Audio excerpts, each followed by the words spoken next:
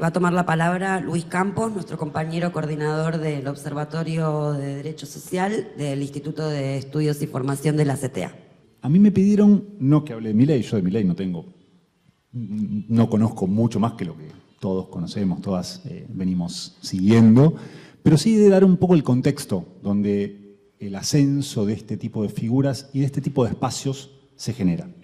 Que es una persona, pero que es un espacio, que es una persona, pero que es una representación colectiva de cosas que están pasando en las sociedades.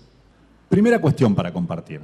Ahora, en los últimos años, largos años, lo que conocemos como la derecha, déjenme no nos metamos a definir qué es derecha, pero lo que hay, este consenso de la derecha, está avanzando a nivel global. Es un fenómeno global. Estos fenómenos son globales, pero tienen particularidades locales.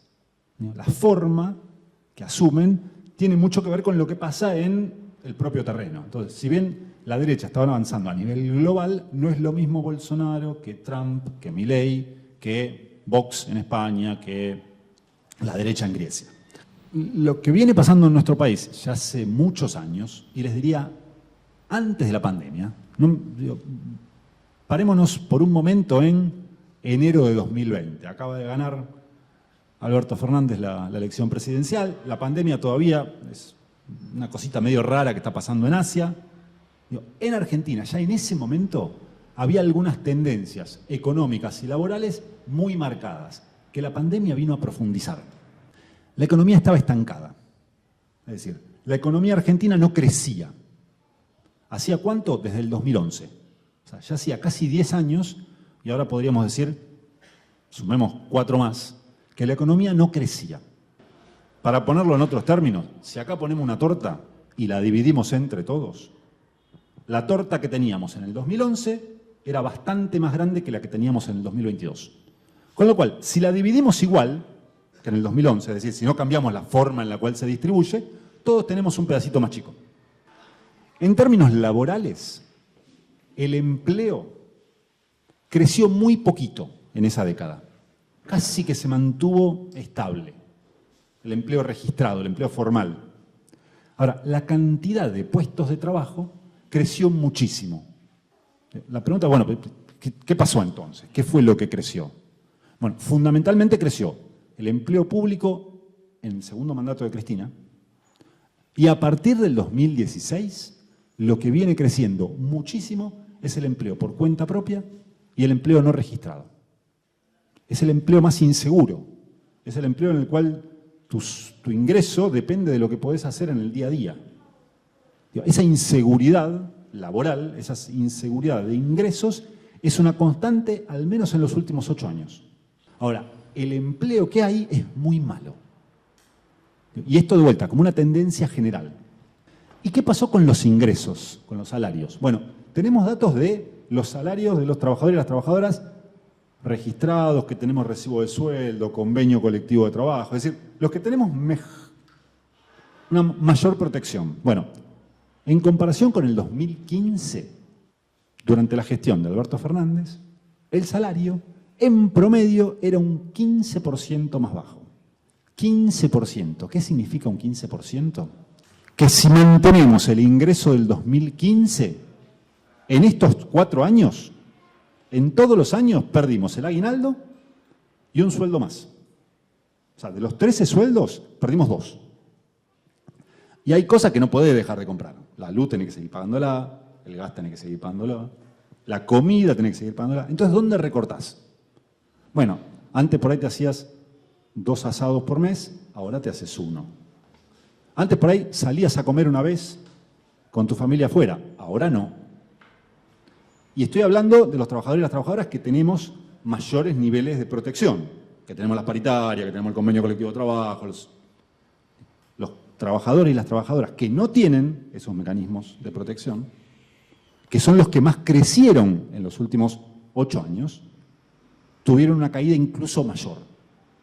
Este es un poco el contexto en el cual lo que se va generando es un caldo de cultivo, un escenario en el cual ese fenómeno global tiene particularidades locales. La especificidad las características que tiene el ascenso de una fuerza como la de Milei en nuestro país está enmarcada en este funcionamiento de la economía y del mercado de trabajo que es muy deficitario, que es un problema. La economía no crece, el empleo que existe es cada vez más precario, con ingresos más bajos y con un problema adicional. Y ahora me voy a meter para ir cerrando en algunas cuestiones que están pasando en la actualidad. Toda esta situación, todo este escenario, que es un garrón, además se combina con, lo voy a decir técnicamente, una macroeconomía que está completamente rota. Hay algo que se conoce como la carrera precios-salarios. La carrera precios-salarios es, suben los precios de todo, entonces yo peleo por más salarios y me responden aumentando los precios.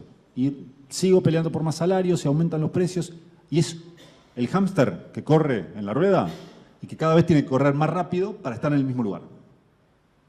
Eso es el gobierno de Alberto Fernández. Arrancamos peleando por un 30, un 40% de aumento de sueldo una vez al año con alguna revisión, y ahora estamos discutiendo todos los meses, cada 2 meses. Los plazos se acortan, la angustia, la inseguridad, esta sensación de no saber qué va a pasar. Salimos corriendo al súper a comprar algo porque no sabemos qué puede pasar la semana siguiente. Pero en 1989 se produjo algo que se llamó hiperinflación. La hiperinflación es esta aceleración de los precios tan rápida que tenés que, cobrás, de hecho te pagaban por semana el sueldo, porque si te lo pagaban por mes, a fin de mes ya no valía nada. Entonces te lo pagaban por semana y vos, antes de ir para tu casa, pasabas por el súper a gastarlo todo, a comprar algo, porque al día siguiente valía menos. No estamos en un proceso hiperinflacionario. No estamos en un proceso inflacionario. Pero hay fuerzas que lo están agitando, que lo están empujando. Y hay condiciones estructurales para que eso pueda suceder. No digo que va a suceder. ¿Y por qué esto? Y ahora sí, con esto cierro. Porque las transformaciones estructurales contrarias a los intereses de los trabajadores y las trabajadoras en nuestro país se pudieron realizar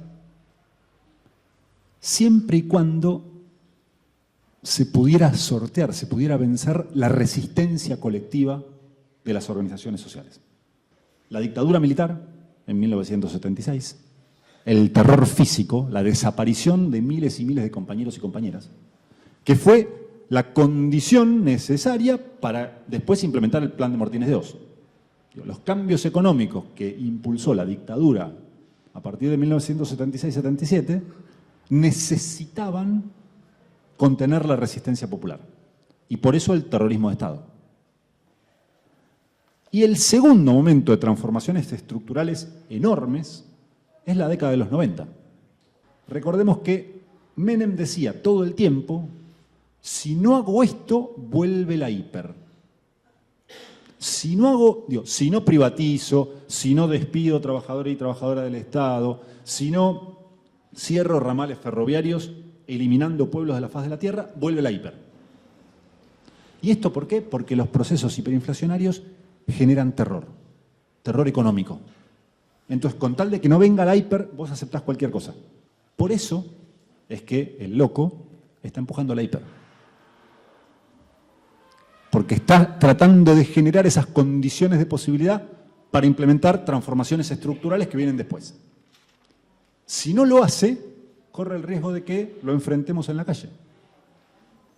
Entonces, lo que se está disputando ahora no es solo el resultado electoral de octubre, no es solo el resultado electoral de noviembre.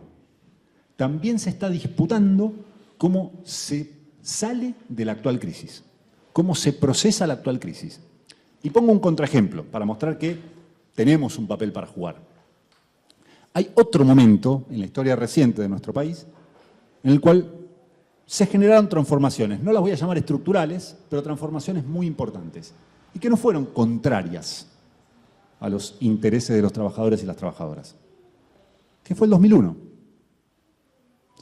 Todo lo que vino a partir del 2003 no se explica si al mismo tiempo no pensamos cómo se resolvió la crisis del 2001? Y la crisis del 2001 se resolvió con todos nosotros, todas nosotras, en la calle. No pudieron imponer la salida que querían. Nosotros tampoco, pero estábamos ahí. Tuvimos una participación decisiva. El miedo se lo pasamos a ellos. Las empresas, los dueños del país tenían miedo en el 2002, en el 2003, porque estábamos todos en la calle. Por esa movilización colectiva que logramos generar. Insisto, no importa que después no hayamos podido plasmar eso en un gobierno propio o la discusión sobre hasta dónde el gobierno de Néstor, el gobierno de Cristina fueron. No quiero entrar en esa discusión. Ahora, sí es cierto que todo eso fue posible por esa movilización previa. Entonces, me parece que lo que se está discutiendo acá, y ahí el aporte de Juan es interesantísimo porque entra en una historia personal, pero se pone a discutir un proceso global. Digo, es parte de lo que está en disputa hoy. Primero, ¿por qué votan al verdugo? Yo tampoco lo sé. Pero venimos votando muchos verdugos. O sea, no sería la primera vez. Si alguien mira para atrás, a ver, todas votamos a algún verdugo, que en el momento no creíamos que iba a ser un verdugo, pero el resultado fue similar. Entonces, a ver, sí, digo, el voto a Milei es incomprensible desde cierto raciocinio, pero desde cierta lógica es súper racional. De vuelta, ¿qué? ¿Los que nos trajeron hasta acá? No, quiero otra cosa. Y sí, una persona que tiene un serio problema de tipo médico. Y sí, los anteriores no. Y esa pregunta, esa duda es tremenda.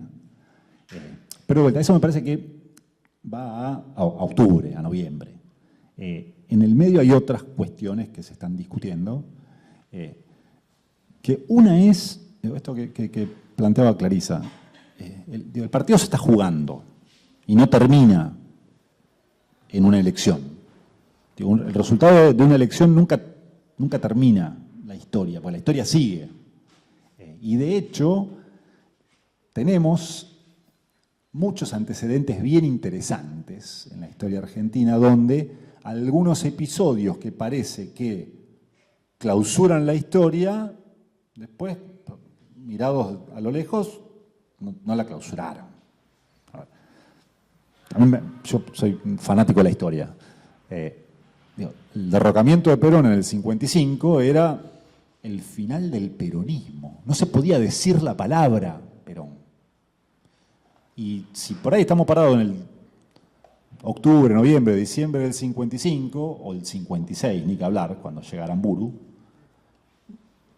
estamos ante el fin del peronismo, ya está. Esta anomalía histórica que fue el gobierno de Perón del 45 al 55 terminó. Volvemos a lo anterior. Y después lo que vemos es que en realidad la resistencia colectiva a ese gobierno dictatorial fue tremenda. Y era una resistencia colectiva que tenía grados de organización y no.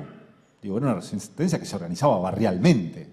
Ahí quedó un proceso de organización colectiva y de resistencia popular que se pasó por encima a las leyes que pudo sancionar un gobierno dictatorial. A ver, sin ir más lejos, mi especialidad es la legislación sobre organización sindical. El cambio más radical, más estructural sobre regulación de las organizaciones sindicales es un decreto de Aramburu del 56, que básicamente decía toda esta estructura sindical que se armó hasta ahora hay que dejarla de lado, hay que pasar a otro tipo de organización. Y no pasó nada. Las organizaciones siguieron prácticamente iguales, se convocó a elecciones en el 57 para normalizar los sindicatos y ganaron las mismas conducciones que los venían teniendo hasta antes. Salto 20 años en la historia. Una de las primeras medidas sindicales de la dictadura de Videla es ordenar un reempadronamiento de todos los trabajadores y las trabajadoras a las organizaciones sindicales. Lo que dijo el gobierno de Videla es, el que quiera decir que está afiliado tiene que volver a afiliarse. Es como si mañana dijeran, bueno, todos los trabajadores del Estado, sí, listo, caduca la afiliación, se tienen que volver a afiliar. Todos los trabajadores metalúrgicos, caduca la afiliación a la UOM, se tienen que volver a afiliar. Todos los trabajadores de la... Listo, caducan todas las afiliaciones, hay que volver a afiliarse. 77. ¿Cuántos se reafiliaron? El 90%. El 90% se reafilió. O sea, mirá ese acto de resistencia colectiva en el 77. 2001, nos pasó por arriba la historia. O sea, la desocupación era el 20%, el 50% de trabajo no registrado, nos pasó por arriba la historia, ya está, se acabó. El sindicalismo, la organización de los trabajadores y las trabajadoras, tal como la conocíamos, no existe más.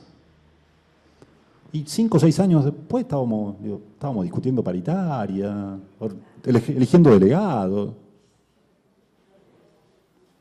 Bueno, pero hay una parte que quedó afuera. Hay una parte que no se volvió a meter ahí. Trabajadores cuentapropistas, vendedores ambulantes. Y se organizaron. Y ahí tenés muchas organizaciones de compañeros y compañeras de la economía popular, de la economía informal, cuenta propia. Pónganle el nombre que quieran. Están organizados, están ahí. Incluso están diciendo, che, yo quiero ser parte del movimiento sindical también. Y tenemos a los compañeros de la Federación Territorial, que forman parte de la conducción de la CTA. Pero también tenemos a los compañeros de la UTEP, que quieren afiliarse a la CGT. No importa, podremos discutir, pero a ver, es esa experiencia histórica que sigue viva y que no se define en octubre. Digo, esa experiencia histórica sigue viva y va a seguir viva. Ahora, puede ser que nos pasen por arriba, pero vamos a seguir vivos. Ahora, eso para dejarlo bien arriba de la mesa. No se termina la historia acá. Ahora, es importantísimo lo que se juega en octubre. No es que porque sigamos vivos no importa, no, importa y mucho. Yo no tengo una respuesta contajante, pero sumo ahí como mi hipótesis. Yo creo que hace mucho que en Argentina no se discute un proyecto productivo. El menemismo tuvo un proyecto y les diría que fue el último. Tal vez, si tengo que hacerle una crítica al proceso de los gobiernos kirchneristas, es que no plantearon una discusión sobre el modelo productivo que pudiera sostenerse en el largo plazo. Esa discusión estuvo ausente. Y cuando se agotaron las condiciones de posibilidad que permitían esa redistribución de recursos, entramos en crisis. ¿A qué me refiero con condiciones de posibilidad? Una capacidad ociosa de la industria muy importante posterior a la salida de la crisis del 2001-2002. O sea, las fábricas estaban vacías, porque la economía se había caído a pedazos, entonces había mucho para entrar. Un salario que era muy bajo, o sea, era muy fácil invertir acá porque el salario en 2003, 2004, 2005 era nada. No pagábamos deuda, estábamos en default, entonces había plata que no iba para la deuda, bueno, se reinvertía.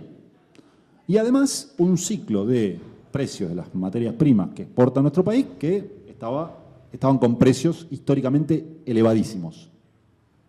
Cuando todo eso se agotó, 2011, 2012, no hubo mucho más que hacer. Y me parece que lo que vino después, esta última década, son intentos de navegar en esa indefinición. Yendo a la pregunta de Pablo, me parece que lo que se empieza a discutir con mayor necesidad de dar una respuesta es qué va a producir Argentina en las próximas décadas. Y de cómo respondamos esa pregunta se desprenden muchas conclusiones respecto de cómo van a ser las relaciones laborales en ese espacio geográfico llamado Argentina. Si lo que va a producir Argentina es materia prima sin valor agregado, controlado por unas pocas empresas y unas pocas familias, y el lugar de los trabajadores y las trabajadoras es seguir peleando por mecanismos de transferencia de ingresos que son fundamentales para que lleguemos a fin de mes, pero que no alcanzan para mucho más que eso. Y pongámosle el nombre que querramos: asignación universal por hijo, salario social complementario, ingreso universal, el nombre que querramos.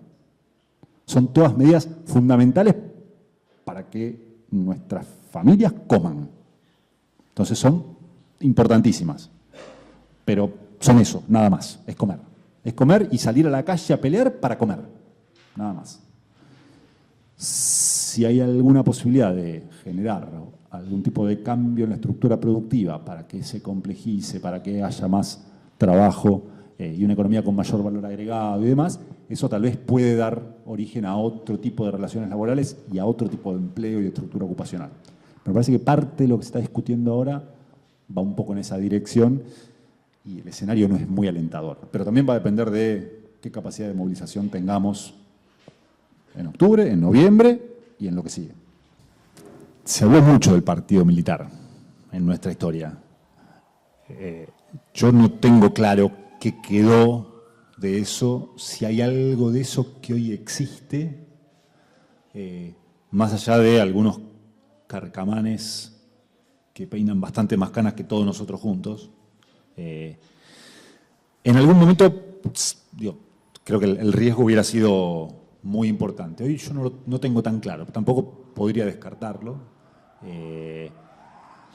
Pero bueno, de algún lado ahí yo comparto con esto que decía Juan, con el tema de que vos para administrar el Estado necesitas mucha gente.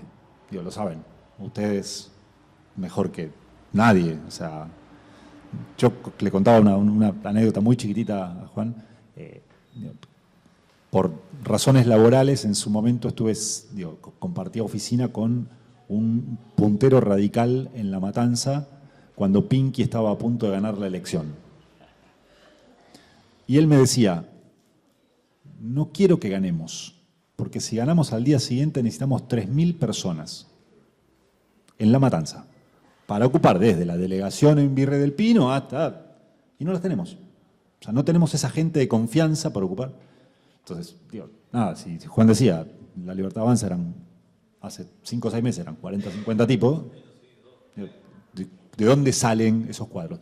Yo creo que ni siquiera los juntan con... incluso si el partido militar estuviera operando, creo que ni siquiera les alcanza. Y me parece que ahí sí hay una diferencia muy importante con Bolsonaro. O sea, en Brasil el partido militar todavía sí existe. Está muy estudiado, muy elaborado, y de hecho fue uno de los principales sostenes de Bolsonaro. No el único, pero uno muy importante. Puso muchos ministerios estaban en manos de integrantes de ese partido. Yo no la veo tan clara. Me parece que ahí una de las pocas cosas buenas que dejó el gobierno del menemismo fue transformarlos en burócratas con una estructura bastante debilitada, pero bueno, tampoco podría asegurarlo. Yo creo que hoy el partido militar en Argentina no tiene un peso relevante. Pero al mismo tiempo me hicieron prender una alarma. ¿Estás pensando en el viejo partido militar? Estoy pensando en, no el partido militar como sustento de Milei. Estoy pensando en el partido militar como solución al fracaso de Milei. O sea, ¿qué pasa si gana Milei y es un caos? Que es un escenario muy plausible. Y en ese, y tuvimos un momento previo, un momento en el cual, los estados no saltan al vacío, las sociedades no saltan al vacío. Eso no es que el programa de Tato Bores, venía el arqueólogo alemán, así, bueno, acá en este espacio había algo llamado Argentina. Eso no existe. ¿No?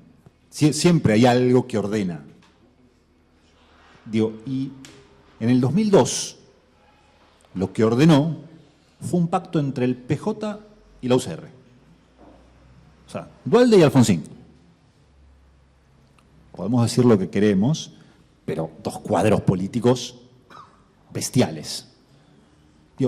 ¿Cuál? De Alfonsín, la Iglesia Católica, el diálogo, en enero del 2002. Hubo una propuesta de orden que yo creo que el partido militar ahí no tenía nada que hacer. pero lo resolvió la política. Después podemos opinar, cada uno tendrá su opinión acerca de cómo se procesó esa salida.